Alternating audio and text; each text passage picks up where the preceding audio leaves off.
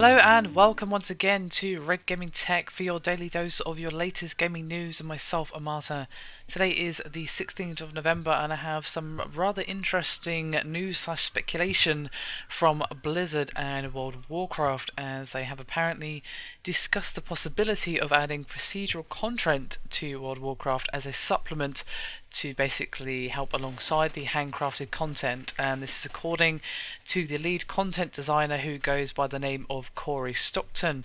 And this is when he was speaking with Rock Paper Shotgun, and he said that players tend to burn through the content the developer creates so fast that the team is currently designing multiple expansions.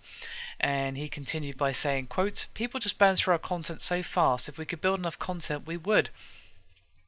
Procedural content is totally something we've talked about. The conversation of procedure on how it would work in WoW is totally a topic that we've talked about. I feel that it has to be the next step.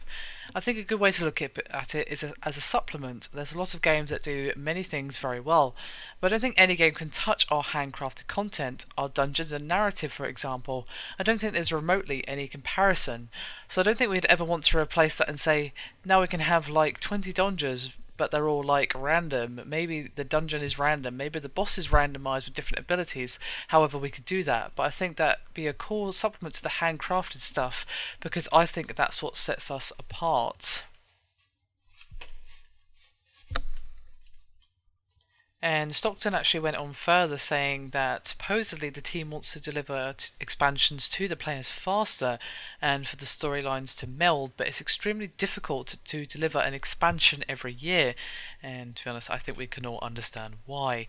But he also said, quote, "The team is making its biggest effort to do that. We're growing. We have people working on tons of different things, more than one at a time." Of course, they just revealed the new expansion, of course, Warlords of Draenor, which was just announced during BlizzCon and was obviously the first expansion in quite some time.